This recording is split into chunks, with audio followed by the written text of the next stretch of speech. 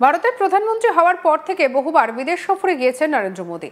এর মধ্যে 2021 থেকে 2025 সাল পর্যন্ত মোদীর বিদেশ সফরের খরচা শুনলে পরে কার্যত মাথা ঘুরে যাবে আপনার। সম্প্রতি রাজ্যসভায় পরিসংখ্যান দিয়ে বিদেশ মন্ত্রক জানিয়েছে 2021 থেকে 2025 সাল পর্যন্ত মোদীর বিদেশ সফরে খরচা হয়েছে মোট 362 কোটি টাকা, যার মধ্যে শুধুমাত্র 2025-এর শুরু থেকে বছরের মাঝামাঝি পর্যন্ত 5টি দেশ সফরেই খরচ হয়েছে 67 কোটি টাকা, যার মধ্যে রয়েছে আমেরিকা এবং ফ্রান্স সফরও। সম্প্রতি রাজ্যসভায় প্রধানমন্ত্রী নরেন্দ্র মোদীর বিদেশ সফরের খরচের বিষয়টি জানতে চেয়ে প্রস্তাব পেশ করেন তৃণমূল সাংসদ ডেরেক ওব্রায়েন। আর সেই প্রশ্নের জবাবেই এই পরিসংখ্যান দেন বিদেশ মন্ত্রকের প্রতিমন্ত্রী কীর্তিবর্ধন সিং। তথ্য অনুসারে 2025 সালে মোদীর সবথেকে ব্যয়বহুল ভ্রমণ ছিল ফ্রান্স, যার খরচা ছিল 25 কোটি টাকা বা তারও বেশি। তারপরে রয়েছে আমেরিকা সফরের ব্যয় হয়েছে 16 কোটি টাকারও বেশি। মরিশাস, সাইপ্রাস এবং কানাডার মতো দেশগুলিতে অতিরিক্ত ভ্রমণের পরিসংখ্যান এখনো বিচারাধীন, এমনটাই দেখা যাচ্ছে নথিতে।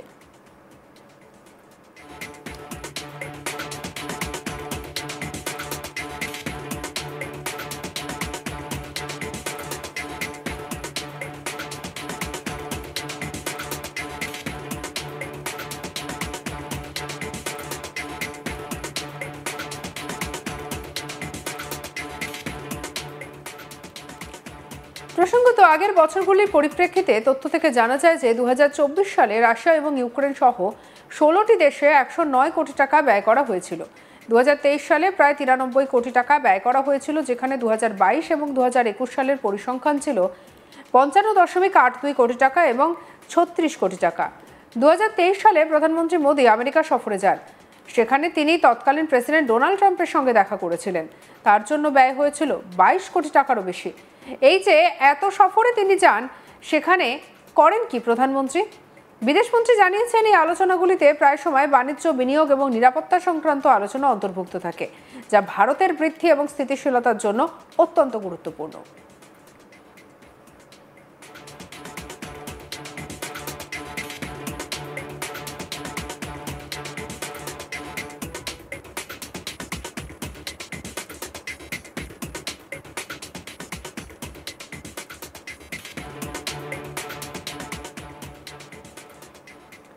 প্রসঙ্গত 2021 সালে বাংলাদেশ, ইতালি এবং ইউকে সফরেও এই ব্যয়ের সঙ্গে যুক্ত ছিল। শুধুমাত্র আমেরিকা সফরের খরচা ছিল 19 কোটি টাকারও বেশি। 2022 সালে উল্লেখযোগ্যভাবে ব্যয়ের মধ্যে ছিল জার্মানি এবং জাপান সফর। প্রতিটি সফরের খরচা ছিল যথাক্রমে 9 কোটি এবং 8 কোটি টাকারও বেশি। বিস্তৃত তথ্যে এই সফরের সঙ্গে সম্পর্কিত জনসাধারণের অংশগ্রহণ, বিজ্ঞাপন এবং সম্প্রচার ব্যয়ের বিবরণও অন্তর্ভুক্ত ছিল। উদাহরণস্বরূপ 2023 সালে মিশর সফরে বিজ্ঞাপনের জন্য 11.90 লক্ষ টাকা ব্যয় করা হয়েছিল। বিদেশ সফর প্রধানমন্ত্রী মোদীর বিদেশ নীতি পদ্ধতির একটি মূল উপাদান হয়ে ওঠার সঙ্গে সঙ্গে এই বিদেশ সফরগুলির আর্থিক দিকগুলিও সরকার এবং জনসাধারণ ফোরামে আগ্রহ এবং তদন্তের বিষয় হিসেবে রয়ে গেছে। প্রসঙ্গত 2025-এর জুলাই মাসে ইতিমধ্যেই ইউকে সফর করেছেন প্রধানমন্ত্রী নরেন্দ্র মোদী। গিয়েছেন মালদ্বীপেও। ইউকে সফরে ঐতিহাসিক বাণিজ্য চুক্তি স্বাক্ষর করেছেন ভারতের প্রধানমন্ত্রী নরেন্দ্র মোদী এবং ব্রিটিশ প্রধানমন্ত্রী কিয়ার স্টারমার। ভারত এবং ব্রিটেনের মধ্যে মুক্ত বাণিজ্য চুক্তি স্বাক্ষর হলো। দুদিনের ব্রিটেন সফরে গিয়েছিলেন প্রধানমন্ত্রী নরেন্দ্র মোদী। লন্ডনে ব্রিটেনের প্রধানমন্ত্রী কিয়ার স্টারমারের সঙ্গে বৈঠকে মুক্ত বাণিজ্য চুক্তি স্বাক্ষর করা হয়, যার ফলে ব্রিটেনের বহু জিনিস এবার থেকে ভারতে সস্তায় মিলবে। এই চুক্তির ফলে উভয় দেশে বিনিয়োগ বৃদ্ধি পাবে, কর্মসংস্থানের সুযোগ তৈরি হবে, আর এর পাশাপাশি বিশ্ব এই পর্যায়ে উভয় দেশ অর্থনৈতিক দিক থেকে শক্তিশালী হবে। এই চুক্তি নিয়ে আলোচনা শুরু হয় 2022 সালের জানুয়ারিতে তৎকালীন ব্রিটেনের প্রধানমন্ত্রী বরিস জনসনের আমলে। এর আগে এটি 2024 সালের মধ্যে সম্পন্ন করার লক্ষ্যমাত্রা নির্ধারণ করা হয়েছিল। প্রধানমন্ত্রী মোদী এই চুক্তি সম্পর্কে বলেছিলেন যে উভয় দেশের অর্থনীতির উন্নতি হবে, এর সঙ্গে সঙ্গে কর্মসংস্থানের সুযোগও উন্মোচিত হবে।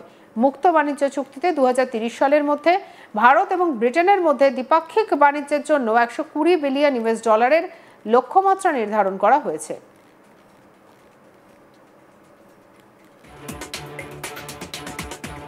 এ বিষয়ে প্রধানমন্ত্রী নরেন্দ্র মোদী কি জানিয়েছিলেন শুনবো। एक वर्ष में हमें तीसरी बार मिलने का मौका मिला है। ये अपने आप में मैं इसे बहुत महत्वपूर्ण मानता हूं। और यूके और भारत हम एक प्रकार से नेचुरल पार्टनर हैं।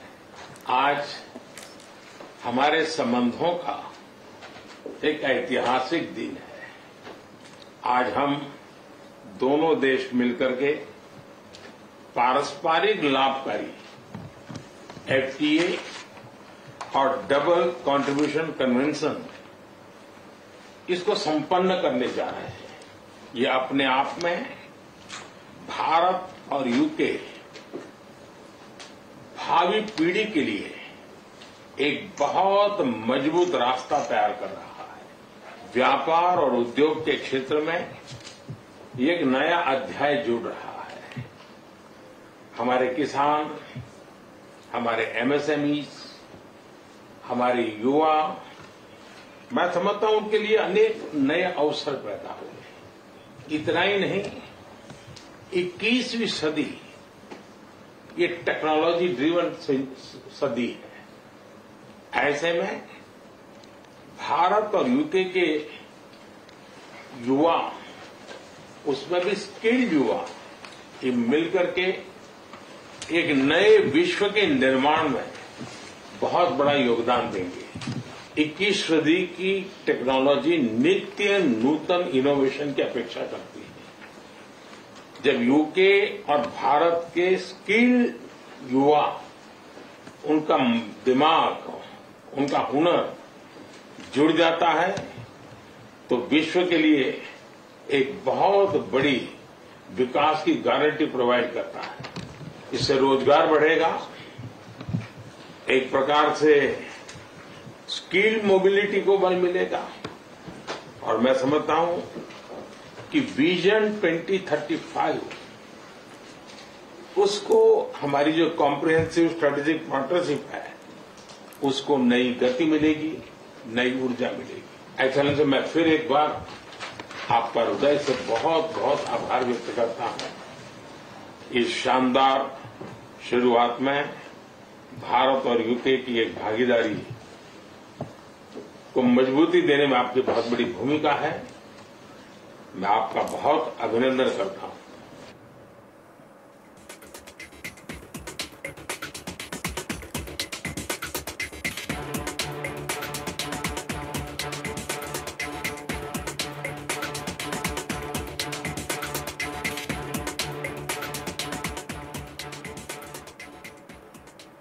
সঙ্গে রাখুন আজ তাক বাংলার ইউটিউব চ্যানেলকে লাইক, কমেন্ট, শেয়ার, সাবস্ক্রাইব করতে ভুলবেন না।